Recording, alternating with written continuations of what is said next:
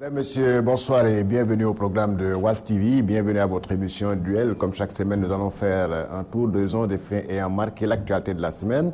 Au menu donc de ce numéro, nous allons parler du processus électoral. Comme vous l'avez certainement su le vendredi dernier, le chef de l'État, à l'issue d'une rencontre avec les acteurs politiques, à l'exception du Front Manko au Sénégal, a décidé de reporter les élections initialement prévues le 2 juillet à la date du 30 juillet 2017, soit donc un report de presque d'un mois. Un report qui se justifie selon certains par le fait que la date du 2 juillet allait coïncider avec la période du Ramadan, ce qui allait entraîner une coïncidence entre la campagne électorale et le mois béni du Ramadan. Certains acteurs politiques avaient proposé cela, ce report-là. Finalement, le chef de l'État a donc accédé à leur demande. Seulement, la seule fausse note, c'est que Manko au Sénégal, la frange la plus représentative de l'opposition, n'était pas à ce rendez-vous, estimant que le chef de l'État n'a pas respecté les engagements qu'il avait pris avec eux à la date, à l'audience du 2 décembre dernier. Nous allons aussi évoquer l'actualité brûlante, c'est donc la défaite d'Abdoulaye Bathily, ou bien la défaite du Sénégal. Abdoulaye Bathily, donc, qui était candidat à la Commission de l'Union africaine, a été battu aujourd'hui par le candidat tchadien. Alors, est-ce un échec diplomatique? De toute façon, le président de la République et son gouvernement misaient beaucoup sur Abdoulaye Bathily, qui est donc de la mouvance présidentielle. Malheureusement, sa candidature n'est pas passée. Qu'est-ce qui n'a pas marché? Est-ce que c'est la diplomatie sénégalaise qui n'est pas très efficace, ou bien que tout simplement le professeur Bathily n'avait pas le profil? Ça, c'est des questions auxquelles donc nos invités vont trouver des réponses. Et pour finir, nous allons évoquer aussi la Gambie qui est en train de tourner une nouvelle page. Le président gambien vient donc de rejoindre son pays la semaine dernière, Yahya Jammeh étant parti. Maintenant, quelles sont les priorités donc auxquelles le nouveau président devra faire face? Pour parler de tout cela, nous avons le prévu de recevoir sur ce plateau M. Abdoulaye Seck. Il est le secrétaire permanent de Bokk Gis Gis. M. Seck, bonsoir. Bonsoir, Georges. Je rappelle que vous êtes aussi membre du Front Manko au Sénégal. Oui, nous sommes membres du Front. Avec vous sur ce plateau, nous avons M. El Hadj Daniel Sow. Il est membre de Benno Bokk Yakaar, la mouvance présidentielle. M. Sow, bonsoir. Bonsoir, M. Diop. Alors, je commence par vous, M. Seck. Le président donc, a reporté les élections, comme je l'ai dit à l'entame. Et la fausse note, c'est que toute la classe politique était là, sauf le Front Manko au Sénégal. Alors, cette date-là, d'abord, vous convient-elle, la date du 30 juillet 2017? Merci, Georges. Permettez-moi d'abord de saluer l'ensemble des téléspectateurs de Walf Fadjri qui nous regardent à travers l'émission Duel, et de saluer également mon co-débatteur, M. Sow. Et pour en revenir finalement à votre question, pour dire qu'effectivement, il ne s'agit pas d'une question de date, mais il s'agit de procédure. Il s'agit de la manière de choisir les dates. En vérité, nous étions dans un processus de concertation depuis l'établissement de la commission de réforme du code électoral, commission dans laquelle nous avions eu l'honneur de travailler. Manko au Sénégal avait travaillé avec le pôle des non-alignés et le pôle de la mouvance présidentielle. C'était exclusivement les trois pôles qui composaient cette commission. Et nous avons travaillé sur beaucoup de points pendant plus d'1 mois. Nous nous sommes donné cause et âme pour travailler, pour sortir un document, pour sortir en fait un code, pour sortir des procédures consensuelles qui permettaient à tous les acteurs quand même de partir, d'avoir le même niveau d'information, de partir suivant des règles acceptées de tous. Donc je pense que ça a été historiquement parlant, c'est depuis Abdou Diouf que les gens ont commencé à travailler sur un code consensuel, et chaque année il y a eu des revues qui permettaient d'approfondir la démocratie, qui permettaient quand même d'ajouter des points, de corriger certaines lacunes qui ont été notées au fil de la pratique, qui ont été notées au fil du temps. Donc ce qui nous a permis de travailler autour de ce groupe sous en fait l'autorité du ministre de l'Intérieur chargé des élections.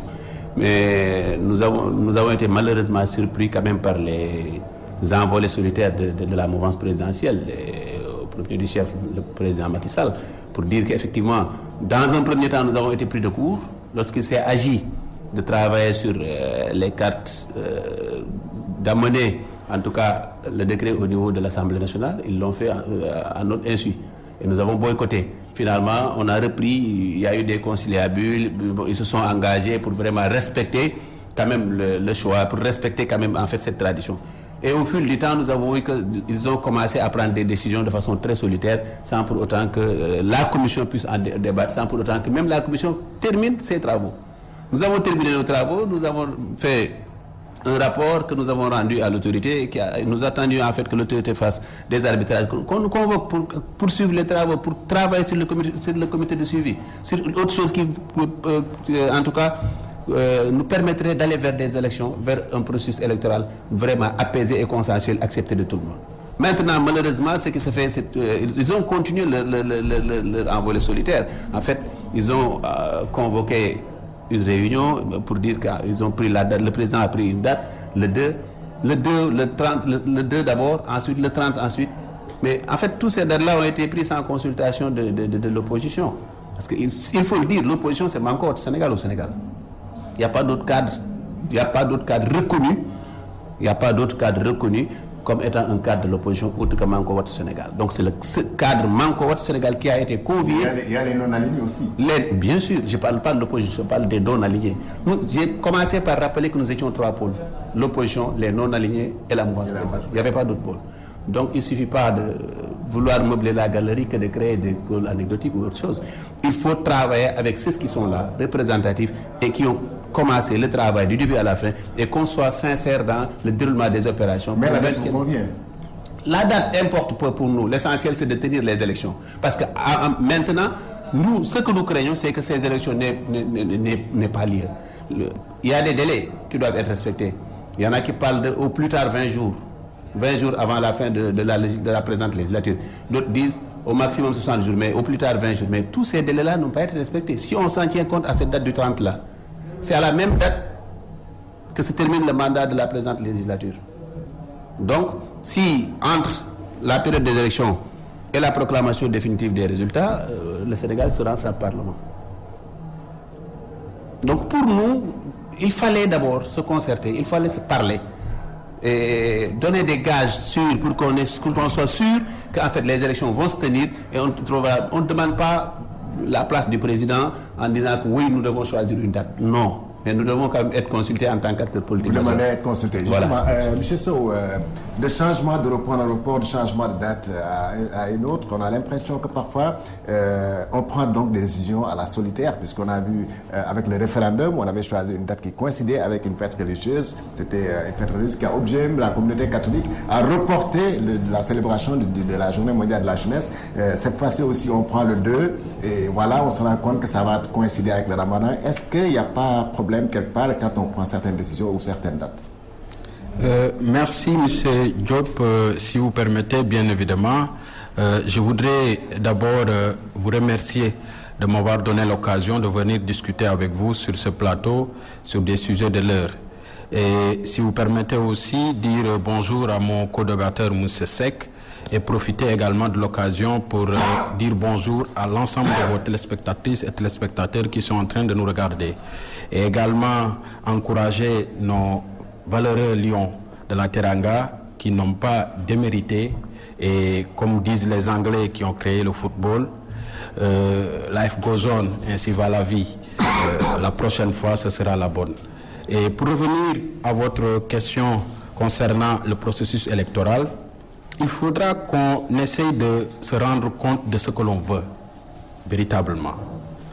Et pourquoi je dis il faudra qu'on essaie de savoir ce que l'on veut, c'est que depuis 1991-92, date à laquelle le fameux et l'éminent Kéba Mbaye a mis en place avec l'ensemble de son équipe ce fameux code, il n'est plus possible. Parce qu'il faut qu'on se départisse de ces analyses qui font penser qu'il y a l'esprit de faire tordre quelque chose.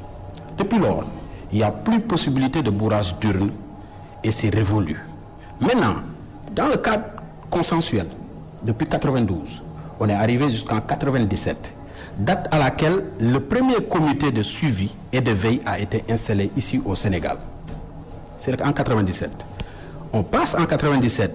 Tout se passe très bien, il n'y a aucun problème. Abdoulaye Wade arrive à passer au deuxième tour en 2000. Il n'y a aucun problème, personne ne conteste. Nous arrivons en 2011, pareil, idem, il n'y a aucun problème. Arrivé en 2011, sous le règne à l'époque du comité, sur le comité de suivi et de veille de Majid Diop, Majid Ndiaye qui est un excellent quand même élément de la société civile, qui a eu à présider avec la prise en compte de plusieurs pôles, mon cher ami Seck. Il y avait le pôle de la mouvance présidentielle, le pôle de l'opposition, le pôle des non-alignés, et il y avait prise en compte du pôle des indépendants. Même si, à cette période, il faut le dire, il y avait prise en compte, ils avaient pris en compte cela. Même si ils n'ont pas exécuté, mais ils avaient pris en compte cela. Parce que les experts l'ont dit, à travers même des contributions en ce moment. Maintenant, nous arrivons, petit à petit, l'évolution se continue. En 2016, plus particulièrement au mois de mars, 20 mars, le peuple sénégalais, qui est souverain, après présentation du président de la République, son Excellence Macky Sall, pour le changement qu'il veut apporter dans le cadre électoral, en y ajoutant les indépendants. Le peuple sénégalais dit oui, nous voulons qu'il y ait ça, avec un vote clair, transparent. On arrive maintenant à l'exécution de cette décision populaire. Les gens, ils disent non. Je ne comprends pas.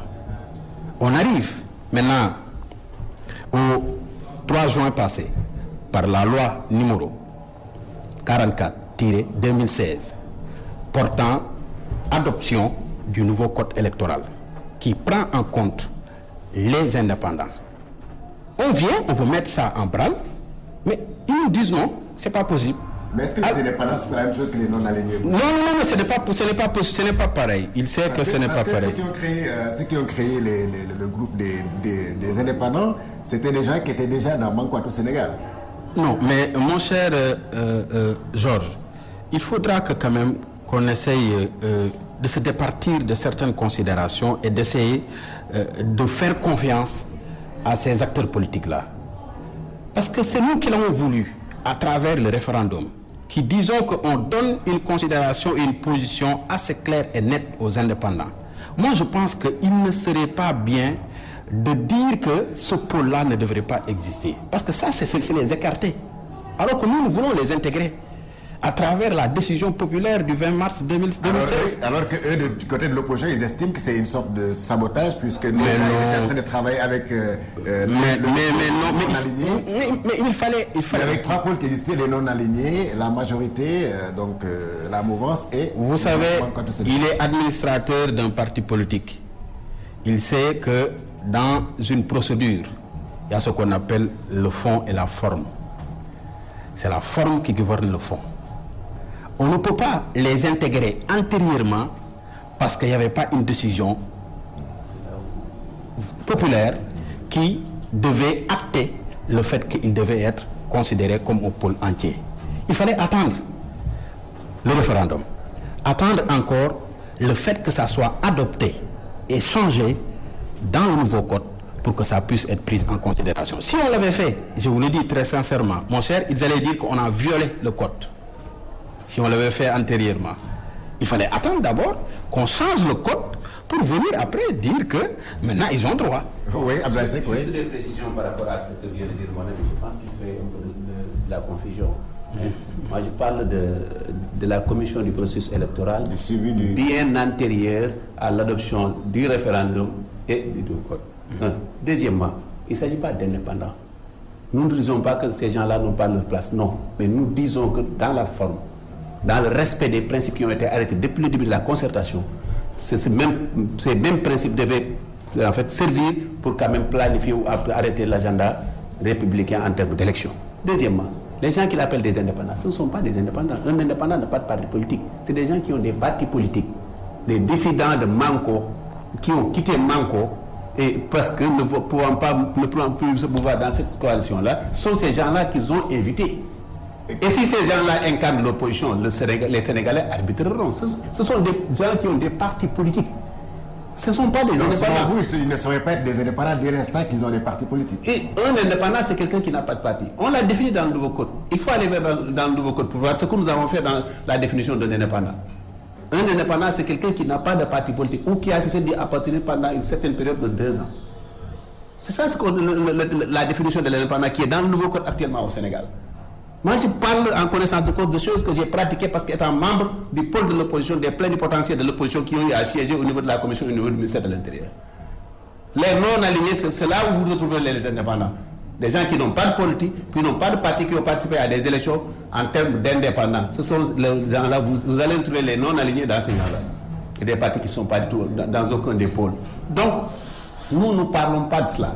nous parlons en vérité du maintien de cette cadence, du maintien de cette volonté de partager sur un aspect que tous les acteurs doivent partager. Mais si vous voulez faire des choses sans l'opposition, si vous prenez des décisions, en tout cas sans l'opposition, mais nous prenons acte en tant qu'opposition. Mais si vous continuez aussi à bouder la table des négociations ou bien de cette commission-là, qu'est-ce qui va se passer? Mais écoute, Georges, la commission, les élections ne se résument pas à la commission. L'essentiel, toutes les décisions seront partagées. Qu'ils le prennent seul ou avec nous, toutes les décisions seront partagées. Et nous veillerons à ce qu'en tout cas, ils parlent de bourrage des urnes, nous n'en sommes pas encore là. Parce que nous avons nos méthodes pour faire face à un bourrage des urnes. Bien que nous pensons que ce n'est plus possible. Même dans la tête, si certains se mettent à dire aujourd'hui, à chanter, chaque jour, bourrage des urnes, il faut quand même vous faire ce lavage de cerveau. Ce mot bourrage des urnes-là ne peut plus passer au Sénégal. Ça, c'est nous qui vous garantissons. Et nous avons les moyens, nous avons nos moyens pour vous dire que le bourrage des urnes ne passera pas au Sénégal. Mais le problème est ailleurs. Ce n'est pas le bourrage des urnes, c'est d'abord le processus. Une élection, ça ne se gagne pas à la fin. C'est au niveau des préparatifs. C'est au niveau en fait du respect des délais pour permettre aux uns et aux autres de pouvoir se préparer, de déposer à temps leur liste, de pouvoir mobiliser leurs militants, de leur dire allez vous inscrire pour avoir leur carte d'identité pour être en mesure de pouvoir voter. Parce que si on n'a pas de carte, on ne peut pas voter. Mais vous pensez qu'on n'est pas dans les délais là actuellement? Pour la production des cartes? Pour la production des cartes et même... Non, pas du tout. Ça, tout le monde sait que tous les observateurs savent que actuellement nous sommes très en retard dans la production de cartes. Vous déposez au mois de janvier, on vous dit vous aurez votre carte au mois d'avril. Les dernières statistiques qui sont sorties nous montrent que dans toutes les régions du Sénégal, nous sommes en deçà des attentes. Et maintenant, il y avait une clause que nous avions introduite dans le processus pour dire que si nous arrivons à la période d'évaluation et nous trouvons qu'en fait, ce processus de production des cartes ne nous permettra pas d'aller vers des élections, nous allons prendre l'ancien fichier. Mais nous avions mis que l'ancien fichier devait être audité. Vous pensez qu'on n'avait pas assez de temps d'ici le mois de juillet pour auditer cet ancien fichier-là? Non, si. Nous l'exigeons. Nous l'exigeons et nous l'avons écrit noir sur blanc, nous l'avons consigné dans le rapport final de la commission. Nous l'exigeons. Maintenant, eux, s'ils font fi des délais, s'ils font fi en tout cas de ce qui a été prescrit, les délais de 20 jours au plus tard, ou en tout cas 60 jours au maximum et tout ça, si ce n'est pas intéressant pour eux, ce n'est pas grave. Nous nous préparons en conséquence. Nous serons prêts à tous les cas de figure, sauf à un report où nous ferons face. Daniel Sauve, quand même, l'opposition n'a-t-elle pas raison parfois de récuser le ministre de l'Intérieur et d'exiger une personnalité neutre à la tête pour l'organisation des élections? Je pense qu'avant de répondre à cette question, si vous permettez bien évidemment, je voudrais quand même clarifier quelques zones d'ombre qu'il a soulevées tout à l'heure. Concernant d'abord pour la date qui a été changée, je pense qu'il n'y a pas plus clair que de l'eau de roche. Pourquoi je le dis? Quand on est arrivé à constater avec tout le monde que ça coïnciderait avec le Ramadan, mais on sait qu'on ne peut pas tenir des élections dans ce pays-là au moment du Ramadan. Mais vous ne le saviez pas en choisissant? Non, s'il vous plaît. Vous savez, avec le Ramadan, vous le savez autant que moi, c'est des mois linéaires calculés en fonction des calculs scientifiques faits par les musulmans et tout cela pour pouvoir fixer même la date du jour et tout cela. Ça, personne ne peut le savoir. On ne fait pas des prédictions. On fait des prévisions. On peut toujours, comme disait un grand, prévoir qu'on va mourir tous. Mais on ne peut pas prédire quand est-ce que ça aura lieu. Mon cher Georges. Je vous rafraîchis la mémoire, j'ai entendu tout à l'heure, j'ai lu dans la presse aujourd'hui, le vice-président de Réumi, Déthié Fall, dire que tout cela relève de jeux politiques, de calculs politiciens. Non, il n'y a pas de calcul. Et pour emboîter un peu sur les cartes dont il parlait, je pense que le directeur qui est chargé du fichier et tout cela, qui est en train de faire un excellent travail là-dessus, a fait une récente sortie récemment avec des explications explicites et claires. Si on n'est pas doté d'une certaine intelligence politico-politicienne, on peut quand même admettre que c'est possible ce qu'on est en train de réaliser. Mon cher ami, la décision de la carte déjà biométrique, il faudra se dire que c'est la CEDEAO qui a décidé ça au mois de novembre 2014. En tout bon État participant, on se doit de se l'appliquer nous-mêmes. et être de bons élèves. On a constaté avec l'Union européenne qu'il y avait plus de 200 000 personnes lors du référendum qui n'ont pas pu voter faute de pièces d'identité nationale. Et ils avaient, faute de cartes d'électeurs, et ils avaient des cartes d'identité nationale. Donc il fallait regrouper ça en une seule carte. C'est ce qu'on veut faire avec la carte biométrique. On arrive, on a un fichier, vous parliez de fichier. C'est 5 300 000 qu'on a pu décompter au moment où nous parlons. 5 300 000. Nous avions voté avec 3 millions de personnes au référendum. Au moment où nous parlons, pour vous dire qu'on est toujours dans les temps et Inch'Allah, on va y arriver, il y a environ plus de 500 machines qui sont installées un peu partout au niveau du Sénégal. Plus de 500. On fait le calcul, c'est très normal. C'est vraiment un calcul très banal. Un calcul très banal, excusez-moi. Le calcul, c'est quoi?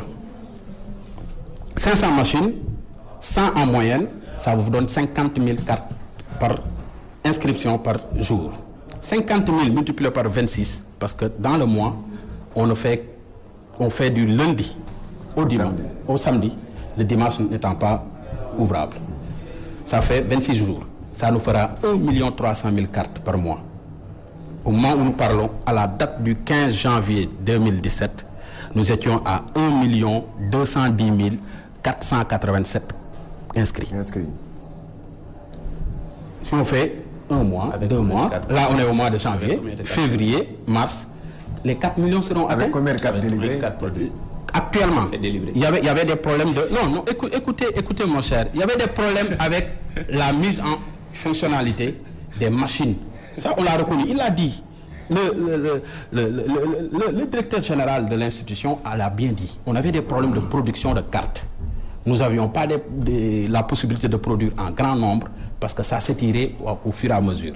Au jour d'aujourd'hui, au moment où on faisait la publication, nous étions à plus de 200 000 cartes sorties. Je vous donne des chiffres officiels. Ce n'est pas moi qui les ont créés. C'est des chiffres qui ont été donnés par le ministère. Donc, on arrive maintenant au moment de voir si ça va se tenir, oui ou non. Après le calcul fait, vous vous rendez compte que les 4 millions, c'est possible de les atteindre avant les 60 jours dont vous parliez. On va le faire. Parce que 4 millions, au minimum, si on l'a, c'est bon, on peut aller avec l'ancien fichier.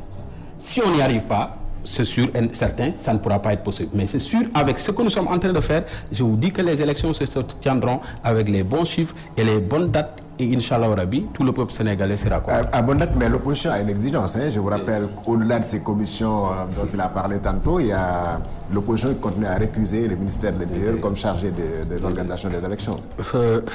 Moi, très sincèrement, à entendre parler de cette, de cette demande formulée depuis vraiment un temps, soyons quand même raisonnables et disons-nous que ça fait des années qu'on se dit un ministre de l'Intérieur faisant partie d'un parti politique ne peut pas organiser.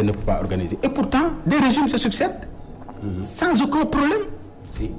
Des régimes se succèdent. Qui était l'ancien premier? L'ancien président avait désigné une personnalité neutre pour organiser les élections de 2012. Non, mon cher, vous savez, l'organe technique pour organiser une élection, ce n'est pas, comme vous le dites, une personnalité neutre.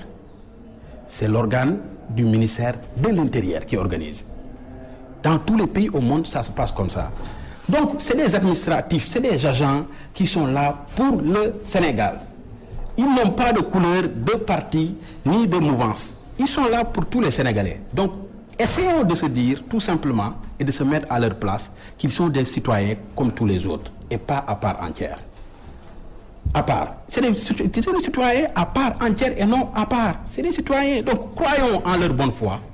Disons-nous que, comme l'avait fait Maître Ousmane Ngom, je pense que M. Abdoulaye Daouda Diallo ne va pas quand même déroger à la règle.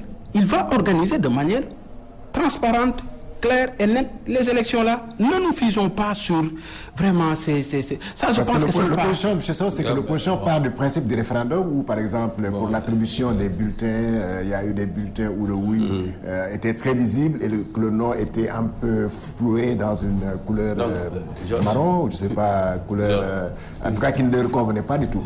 Donc oui, voilà, pour mieux expliquer un peu ce que ça veut dire. quand nous parlons d'un ministre neutre, commencer par là, nous partons de faits. Ce n'est pas réclamer un ministre neutre pour réclamer un ministre neutre. Nous avons travaillé avec Abdoulaye Daouda Diallo dans la commission, nous avons travaillé avec Abdoulaye Daouda Diallo dans d'autres cadres. Nous ne demandons pas à ce qu'Abdoulaye Daouda Diallo soit relevé de ses fonctions de ministre de l'Intérieur, pas du tout. Et nous voulons qu'il y ait quand même une personnalité neutre à la tête du département chargé des élections. Ça veut dire quoi? La direction générale, la DGE, et les autres structures qui concourent à l'organisation des élections seront placées sous en fait la tutelle de cette personnalité-là, comme Abdoulaye l'avait fait avec Cheikh Gueye.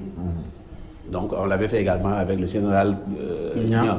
Donc nous avons toujours cru à cette phrase, à cette assertion du président Macky Sall, je ne ferai pas moins que mes prédécesseurs. Donc là, ça n'engage que lui aussi.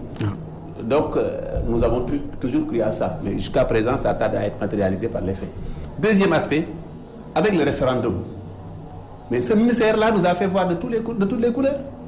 200 000 Sénégalais n'ont pas pu voter. Ce n'est pas avec l'Union européenne. Ce sont les Sénégalais qui l'ont détecté dans le fichier. Des gens qui ne pouvaient plus voter au référendum. Il y a 200 000 Sénégalais. Et comment ils ont fait? Ils ont attendu la veille pour demander à ce que tout le monde vienne consigner que nous sommes d'accord et pour qu'on puisse permettre à ces gens-là de voter de façon particulière. Non, il n'y a pas de Sénégalais à part entière. Tous les Sénégalais restent égaux devant la loi. Deuxièmement, nous continuons toujours à parler de nos 12 000 bureaux fictifs. Troisièmement, dans le processus menant vers la proclamation des résultats, mais nous avons vu un M. Abdoulaye Daouda Diallo se lever un beau jour et proclamer des résultats. Est-ce qu'il y a parmi les gens qui sont au niveau de la direction des élections, ou en tout cas les autres fonctionnaires dont vous parlez, quelqu'un qui s'est levé pour lui dire « Oh, il n'est pas de votre ressort, monsieur le ministre, de proclamer des résultats » Non, il ne peut pas le faire. Donc, compte tenu de tous ces facteurs-là, compte tenu de tous ces constats que nous avons vécu récemment avec M. Daouda Diallo, compte tenu également d'autres choses sur les affichages et les panneaux, et la confection de nos bulletins, et la mise à disposition au niveau des bureaux des listes des votants pour les partis de l'opposition. On nous dit qu'on vous l'avait envoyé par clé. Quand même, il faut qu'on soit réaliste. Il faut qu'on revienne sur terre, qu'on accepte quand même qu'on accepte que le jeu de la démocratie puisse se faire valoir ici au Sénégal librement. Qu'on n'essaie pas de mettre des entraves aux gens. Vous êtes confiants, vous avez la majorité, vous avez fait de belles choses, vous avez un bilan vraiment assez parfait qui permet de réélire le président au premier tour. Oui, mais traduisez ça dans les actes. Merci. C'est tout ce que nous demandons. C'est tout ce que nous demandons. Abdoulaye Seck, est-ce que vous n'êtes pas en train, vous de l'opposition, c'est de demander quoi au Sénégal? Est-ce que vous ne pensez-vous pas que vous êtes en train de perdre du temps avec des doléances du genre oui, il faut que Abdoulaye... Non. Ça, alors que de l'autre côté, ils sont en train de travailler. Ça ne nous empêche pas de persister sur des ça nous empêche pas de travailler. Ça nous empêche pas de travailler. Pour nous, l'essentiel, au-dessus de tout, c'est qu'on puisse savoir exactement la date des élections et on va se préparer en conséquence. Quels que soient les manquements qui seront notés, nous allons dénoncer ces manquements, mais ces manquements ne nous empêcheront pas de travailler. Parce que les Sénégalais sont là pour arbitrer. Ils savent qui a la volonté d'aller aux élections et qui n'a pas la volonté d'aller aux élections. Nous sommes en train de travailler de notre côté. Nous sommes en train de profiler nos stratégies. Et le moment venu, tout le monde saura que nous sommes en train de travailler. Nous n'avons pas laissé le terrain à ces gens-là. Non, du tout. Parce que ces gens-là, pour revenir un peu, juste une précision par rapport aux commissions. Moi, je peux jurer la main sur le Coran que tu vas dans un arrondissement de 5 communes. Moi, dans mon arrondissement de Sagataguet, dans le département de Kébémer, il y a une commission pour 5 communes. Une commission pour les 5 communes. Et ma commune, les gens de ma commune déposent uniquement le samedi. Et viennent avec 50 personnes.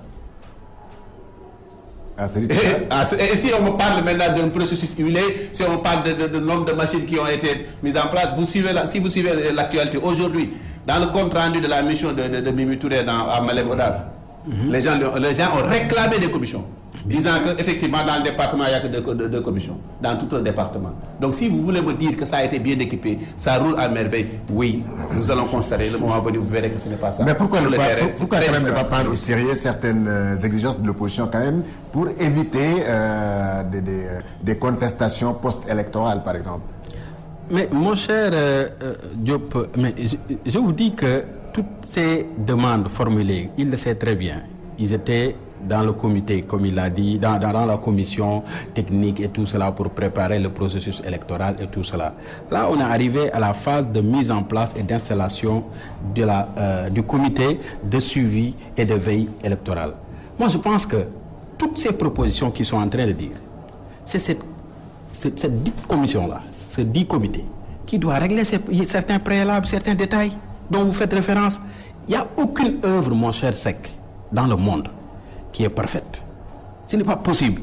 Si vous voulez chercher à dire qu'il faudra qu'on essaie de régler tout en une seule fois, ce n'est pas possible. Et on ne vous a jamais promis cela. D'ailleurs, le but de ce comité-là, c'est de venir apporter un soutien à l'administration, qui est l'organe technique, vous, le comité de suivi étant un organe facultatif, parce que là aussi, il faudra que les gens se le comprennent. Ce n'est pas un organe obligatoire dans le processus électoral. Mais donc vous voulez dire que leur absence ou bien leur boycott ne peut rien changer? Mais bien sûr, on ne peut rien bloquer. Mais ça peut avoir des conséquences. Non, les conséquences, c'est quoi, au fait? C'est qu'ils vont vouloir crier sur tous les toits qu'il y a eu fraude, qu'il y a eu ceci, il y a eu cela. Mais alors, pourquoi vous n'allez pas anticiper donc? On a anticipé, on les a invités. Le président de la République leur a adressé un courrier par le biais du ministère de l'Intérieur pour les inviter à venir s'asseoir et discuter. Ils disent par exemple, je cite un leader, je veux parler de Déthié Fall, qui est le vice-président de la République, ils disent qu'ils ne veulent pas servir de faire valoir sur des questions qui sont déjà réglées à l'avance, en sachant que leurs voix ne seront pas entendues, même s'ils seront écoutés. Mais vous savez, très sincèrement, moi je me fie des fois à une réflexion annoncée par un philosophe, un écrivain allemand, Andreas, qui disait qu'il est absolument sûr et vérifiable de pouvoir juger avec équité les opinions de son adversaire en politique. Ça, c'est normal. C'est normal qu'ils nous disent, oui, vous allez pouvoir venir dire ceci, mais ce que vous nous apportez, si on y va, ils vont essayer de nous faire des serrechels, comme on dit en Wolof, on va essayer de nous bloquer par-ci. Non, il faut y aller avec l'esprit de vouloir participer en tant que Sénégalais, en tant que patriote, en tant qu'acteur de surcroît de la scène politique. Et non en tant qu'opposant. Non, même s'ils le veulent, qu'ils soient des opposants. Qu'ils soient des opposants, mais quand même qu'ils le fassent avec des propositions. Moi, j'ai comme l'impression, ici au niveau du Sénégal, la plupart du temps, l'opposition se met à critiquer au lieu de proposer. Et c'est vraiment dommage. Très honnêtement. Mais s'ils ne sont pas prêts, mon cher, pour aller à une élection, mais qu'ils le disent aux Sénégalais et à leurs partisans. Mais quand même, n'essayez pas de mettre les bâtons dans les roues de quelqu'un qui ne vous a absolument rien fait, si ce n'est de vous proposer. Oui. Moi, je pense que, M. Sow, nous avons déjà démontré, à maintes reprises, à plusieurs reprises, nous avons déjà démontré notre engagement et notre sens de la question républicaine pour avoir participé, en fait, à la concertation, pour avoir contribué positivement à améliorer le code électoral dans le cadre de la commission de la concertation sur des revues du code électoral. Nous avons participé, nous avons travaillé là-dessus. Et avec en tout cas un bon pourcentage de présence et de contribution. Malheureusement, c'est là où vous avez un déficit d'information, c'est-à-dire les travaux qui ont été arrêtés au niveau de la commission n'ont jamais été poursuivis. Deuxièmement, les gens ont pris des décisions sans pour autant même que le rapport final ne soit disponible, sur des questions qui sont traitées à l'intérieur de ces rapports-là. Donc, en fin de compte, nous nous sommes demandé à quoi a servi notre participation, pourquoi nous nous sommes mobilisés chaque jour de 8h à 14h, de 8h à 16h, pour participer, travailler, contribuer. Je donne l'exemple de la question du quota des députés de la diaspora. Au niveau de la commission, sous l'autorité du Sénat, la majorité, l'opposition, les non-alignés, travaillaient autour de 10 députés de la diaspora. Et nous avons été surpris, bien même avant de terminer, qu'on nous balance maintenant que c'est déjà voté, c'est 15 députés pour la diaspora. Si ce sont des choses de ce genre qui se font, Georges, est-ce que nous aurons maintenant la conviction qu'il faut aller travailler avec ces gens-là? D'autant plus que les conclusions et les décisions sont déjà prises avant même qu'on entame les travaux.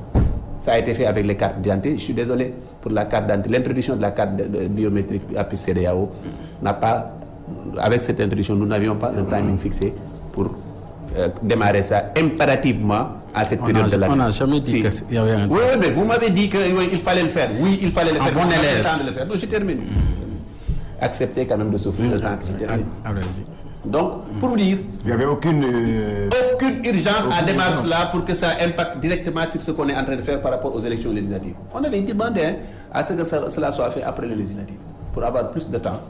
On avait commencé à discuter sur le bulletin unique, sur beaucoup d'autres choses. Mais malheureusement, à l'arrivée, toutes ces choses-là n'ont pas eu d'issue. Les conclusions, les recommandations n'ont pas été validées. Vous voulez dire que vous, au niveau de Mankoatu Sénégal, tout ce que vous proposez, en tout cas, n'est pas pris en compte par non, mais la majorité.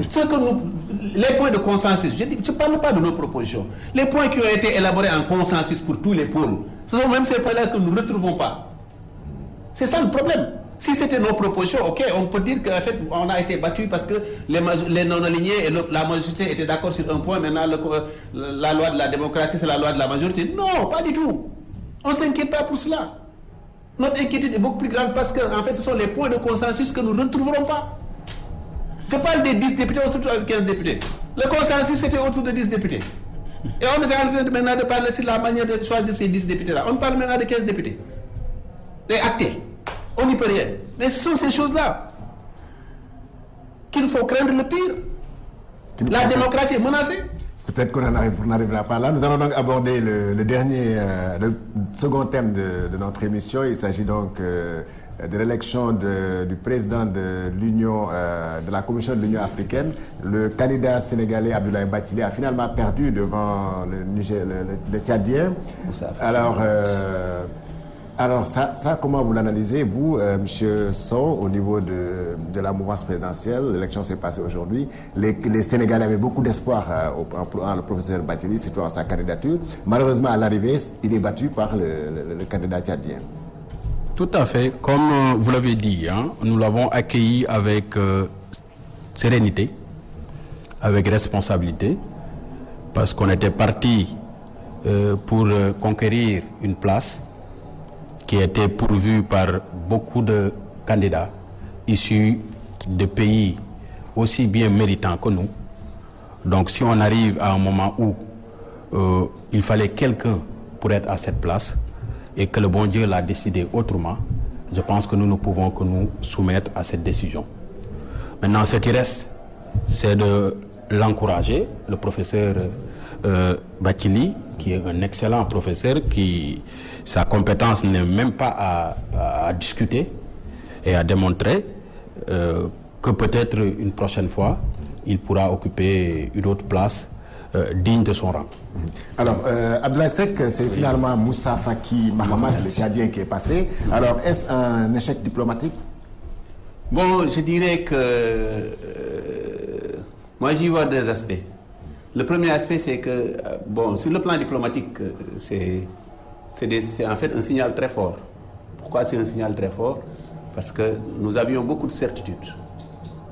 En tout cas, on nous avait annoncé beaucoup de certitudes sur la mobilisation générale des pays membres de la CEDEAO pour soutenir la candidature du professeur Bathily. Et à l'arrivée, ça s'est avéré que tous ces pays n'ont pas voté pour le candidat du Sénégal. On était assez confiants. On était très confiants. On était très confiants. On a dégagé beaucoup de ressources et beaucoup de moyens pour accompagner le candidat du Sénégal, Abdoulaye Bathily. Sur ce plan, rien à dire. Vraiment, il a eu le soutien, plus que le soutien qu'on attendait. Donc, il faudrait maintenant, le signal, c'est surtout la place de la démocratie, de la diplomatie sénégalaise au niveau de notre sous-région. C'est ça qui pose problème. C'est un signal. Il faut vraiment qu'on...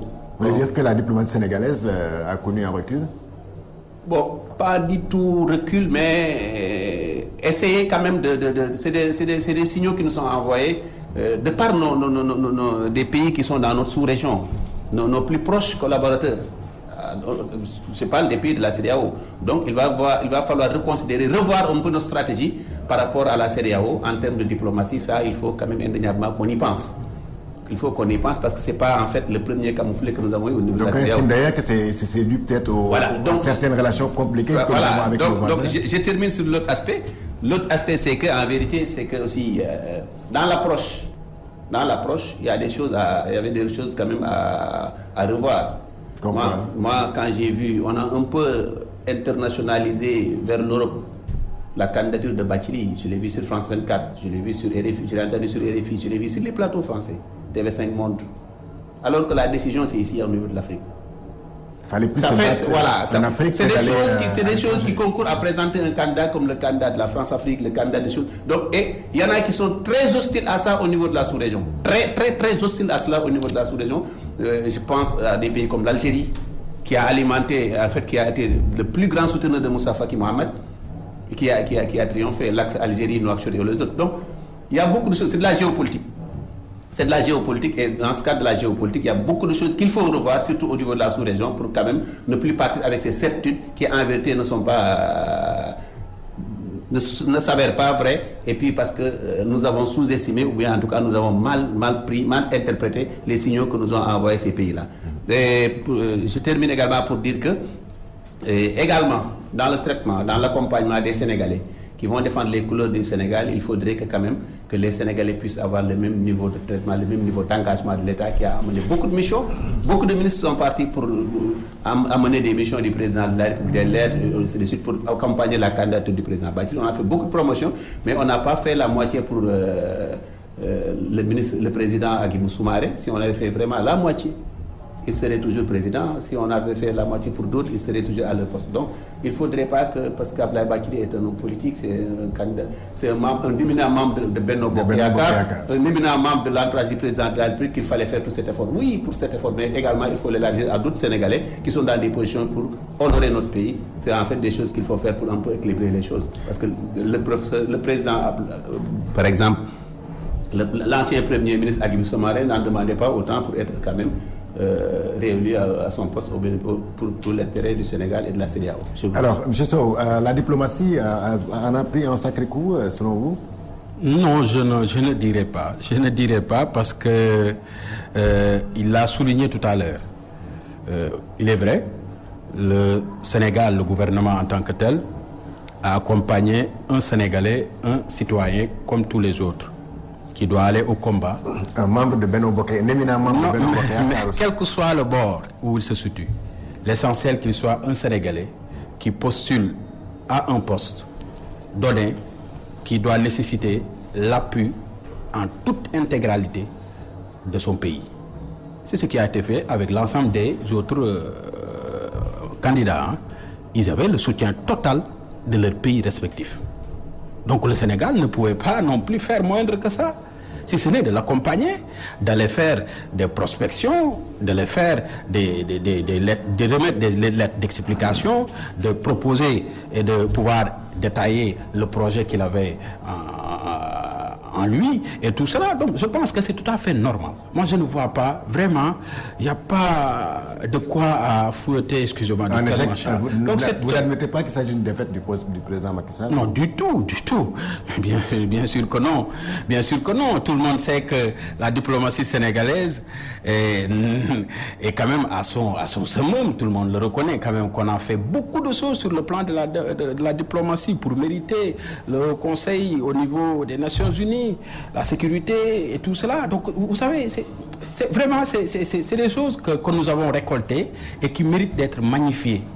Maintenant qu'il peut arriver, c'est comme, disons, je vous donne, c'est peut-être une explication qui pourrait être contestée, mais c'est comme par exemple, disons, les Lions du Sénégal qui partaient à la CAN, qui nécessiteraient un appui pour les accompagner. On dit non, parce que l'autre joue en Afrique du Sud, l'autre il joue aux États-Unis, l'autre il joue en France. Non. Moi je pense que le plus important, c'est qu'il soit un Sénégalais.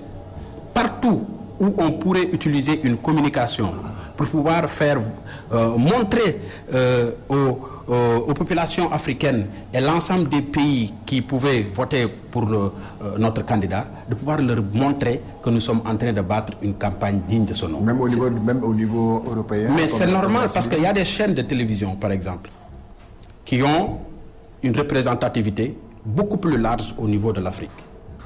Et ce sont la plupart du temps des chaînes françaises. mon cher ami. Vous êtes d'accord avec moi?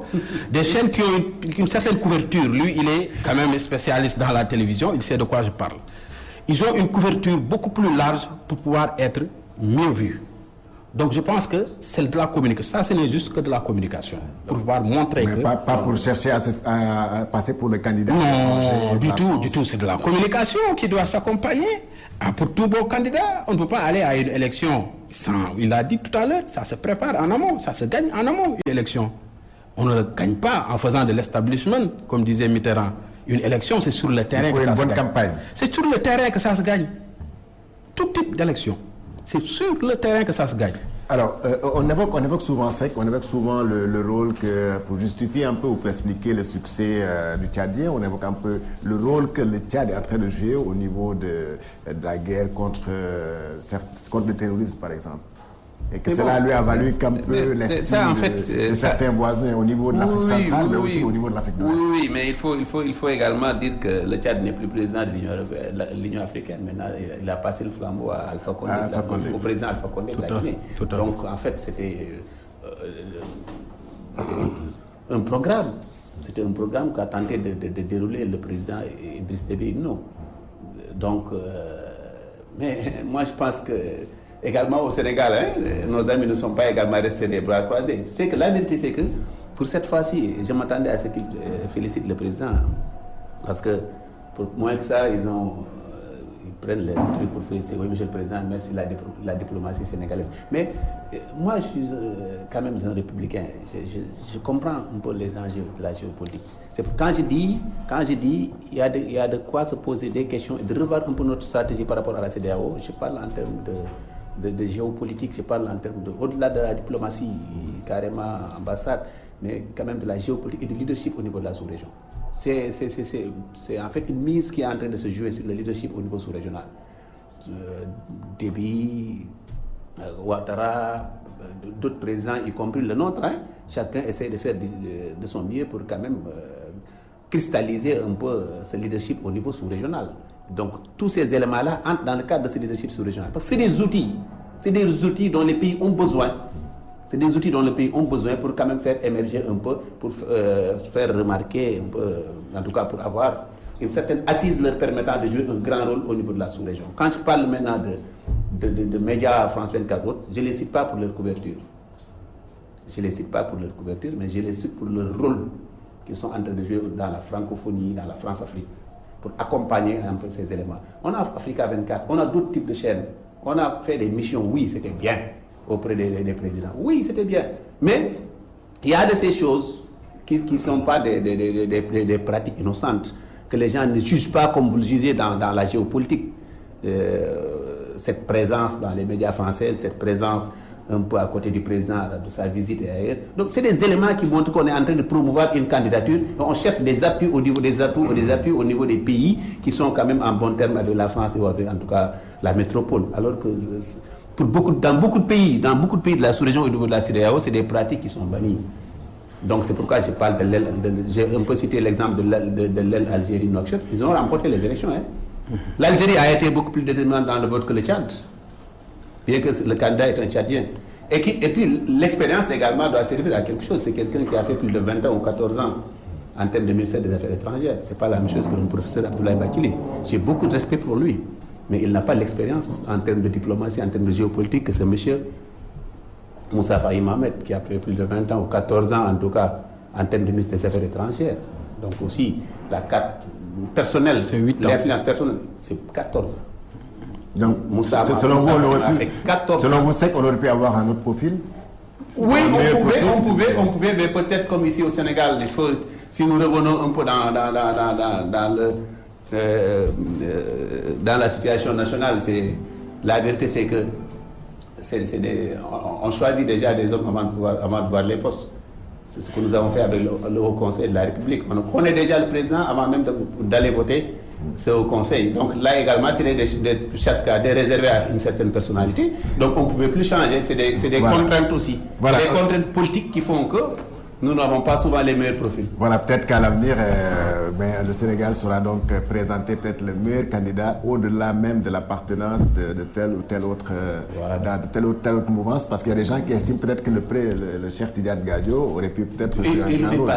Mais bon, alors nous allons donc finir par la Gambie. Comme vous le savez, donc le président élu vient de rentrer dans son pays pour donc prendre effectivement les rênes du pouvoir. D'ailleurs, il a commencé depuis hier à former son gouvernement. Et on a vu qu'il est en train de ratisser large avec sa coalition qu'il a portée au pouvoir. Alors, monsieur Sow, qu'est-ce que cela vous inspire tout cela?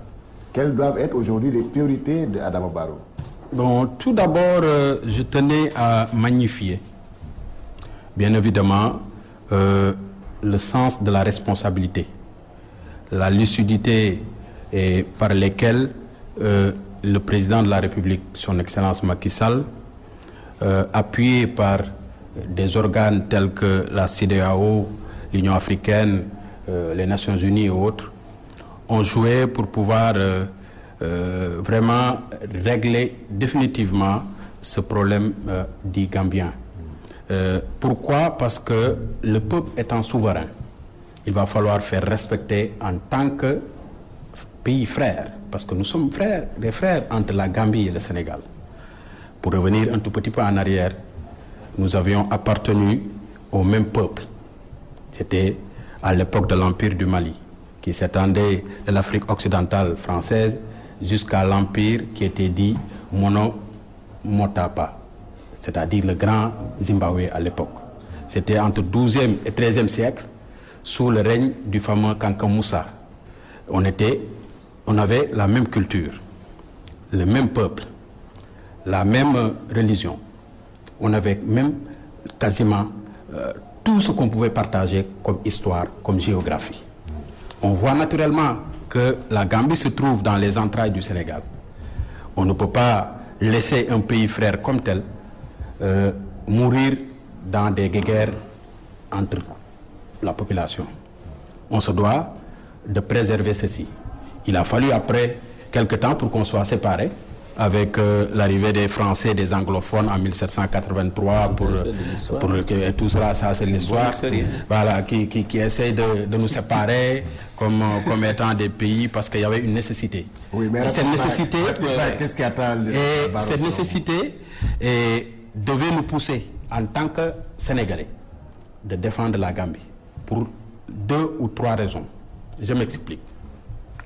La première raison est que sur le plan de rôle joué par Yaya Jammeh dans la crise casamançaise, il faut le dire, c'est que c'est décrié et que tout le monde avait quand même des doutes et certains même avaient des preuves palpables sur tout l'État du Sénégal qu'il en était pour quelque chose.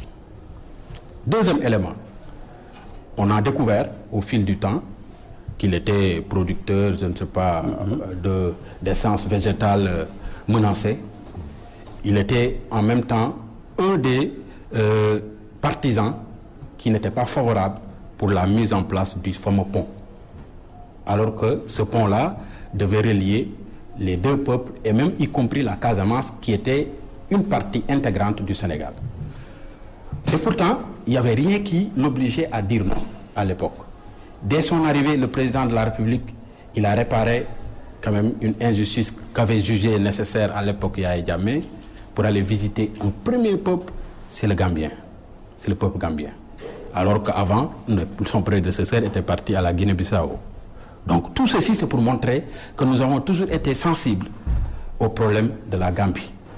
On arrive avec son premier ministre des Affaires étrangères, il signe le 3 août 2012, un mémorandum d'entente pour mettre sur pied ce pont qui devait mesurer 942 mètres pour 53,2 milliards, qui a été déjà acquis au niveau de la Banque africaine de développement. Donc il ne restait plus qu'à mettre en œuvre et à construire ce pont. À un moment donné, il dit non. Pour vous, ce pont doit être la priorité de Adama Barrow? Bien sûr, c'est la priorité. C'est la libre circulation des personnes et des biens. Et je pense qu'il est bien de l'installer pour le bien-être du peuple sénégambien. Maintenant, le deuxième pas qu'il doit poser, il est en train même de de le répéter, il a commencé à assainir. Et ça, c'est excellent, il faut le saluer. Il a même commencé par instruire à ses ministres qui vont être nommés d'ici mardi de pouvoir déclarer leur patrimoine, comme son homologue sénégalais. Comme vous l'avez fait. Comme on l'a fait, ça c'est la transparence. Et dans tout bon pays, je pense qu'on doit pouvoir montrer au peuple que nous gouvernons que tout est transparent. Donc ça aussi, il va falloir le faire, parce qu'il y a beaucoup de doutes et beaucoup de choses qui se sont passées. Donc le Sénégal, comme on l'a toujours fait, hein, en novembre 80, on a envoyé l'armée là-bas par le biais de Senghor. En 81, Abdou Diouf a fait pareil. Et là, maintenant, on fait pareil. Donc, c'est tout à fait normal. Je pense qu'il c'est un très bon historien. Donc, moi, je pense que par rapport à la Gambie, je salue à sa juste valeur le rétablissement de l'ordre républicain et démocratique. Le président Barrow, qui a gagné aux élections, puisse quand même être installé précisément, qui est le choix des Gambiens. Parce que je considère que la Gambie, les Gambiens sont un peu madurs, qui ont su quand même changer quand ils ont voulu changer. Et ils ont opté pour Adama Barrow. Il faut qu'on les accompagne pour mettre en place quand même, que Adama Barrow puisse quand même valablement légiférer au nom des Gambiens. Maintenant, dans le cadre du dénouement de la crise, nous avons surtout noté avec une certaine inquiétude l'implication quasi déterminante du duo Abdulaziz Alpha Condé. Je dirais, si je me base sur certaines déclarations du ministre des Affaires étrangères du Sénégal, je dirais au détriment de la CEDEAO. Oui, parce qu'il a dit tous les engagements qu'ils ont pris devant Yahya Jammeh n'engagent ni la CEDEAO ni le Sénégal. Donc je dirais au détriment du Sénégal et de la CEDEAO, compte tenu de cette assertion du ministère des Affaires étrangères. Pour dire quoi que Abdulaziz n'est pas membre de la CEDEAO. Et il vient travailler avec Alpha Condé en duo pour quand même faire partir Jammeh et signer un engagement au nom de ces pays. C'est là où un peu le bas blesse. C'est là où il y a un peu confusion des rôles. En toute sincérité, on doit l'accepter. C'est là où il y a confusion des rôles. Donc, c'est pourquoi c'était d'ailleurs l'objet de mon intervention quand j'ai parlé de revoir notre stratégie en termes de diplomatie au niveau de la sous-région. C'est de ça que j'ai parlé. Parce qu'effectivement, je reviendrai également pour deux choses. Dire que sur la Gambie, il faut nécessairement que le gars travaille sur la sécurité, d'abord, pour qu'on maîtrise la sécurité au sein de la Gambie, pour permettre à ce que les gens, pour vaincre ce signe de la peur qui est en train de se lire dans le visage des Gambiens. Ensuite, le Sénégal doit accompagner la Gambie pour la mise en place d'institutions valables et viables pour la République de la Gambie, mais également, nous devons également travailler tout de suite quand même à une relance de l'économie. Mais je n'ai pas aimé sa première sortie où il parle d'opposition. Il parle quand il dit, oui, les opposants, aujourd'hui, ils vont avoir des problèmes parce qu'ils ont gouverné pendant 20 ans. Ce n'est pas ça. On a besoin d'une Gambie unifiée, réconciliée avec elle-même, où tous les peuples, toute la population est associée à la gestion des idées. On ne peut ne pas avoir d'opposants en Gambie, compte tenu de la situation d'où ils sortent, ces Gambiens. Ils n'ont pas besoin de ce débat. Il faut que lui aussi, qu'il laisse carrément ce débat de côté et qu'il se positionne en tant que le gars qui est là pour quand même permettre aux Gambiens de se sentir Gambiens, d'être bien dans leur peau et de pouvoir quand même travailler à ce que la Gambie... On signale que le temps d'une deuxième partie est terminé. Donc, c'était tout pour ce numéro de duel. Merci à Elhadj Daniel Sow. Je rappelle qu'il est membre de la mouvance présidentielle Benno Bokk Yakaar. Merci à Abdoulaye Seck, qui est le secrétaire permanent de Bokk Gis Gis. Merci à l'équipe technique qui m'a accompagné, Cheikh Tidiane Ndiaye, René Charles Fall. Merci à Oustaz Hassan pour la réalisation. Merci aussi à vous, chers téléspectateurs. Passez une excellente semaine.